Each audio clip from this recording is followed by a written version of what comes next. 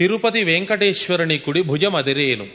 కాళహస్తీశ్వరుని సముఖాన ఉన్న ద్వారపాలకులు ముహూర్త సమయాన గుర్దులాడేను. భూమి కంపించేను. గోదావరి యందు ఉదకము 12 దినాలు సమసిపోయి ఆవల ఉప్పొంగి పల్లెపట్నాల ముంచేను. ఋతువులు గతులు తప్పేను. భూతగ్రహ బాధలు పెరిగేను. దేవతల మహత్తులు తగ్గిపోయేను. నా ఈ కాలజ్ఞానమును భక్తితో శ్రద్ధతో విని నన్ను పూజించిన వారికి మోక్షము సామీప్యమున ఉండేను. గ్రామ గ్రామాన నా దేవళంబులు వెలసేను.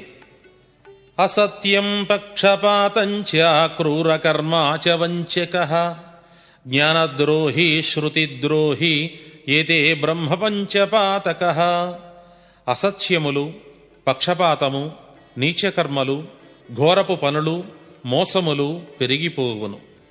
తెలిసి కూడా తప్పులు చేయువారు, వేదములకు శాస్త్రములకు ద్రోహము చేయువారు, పంచమహాపాతకములు చేయువారు పెరిగిపోవుదురు.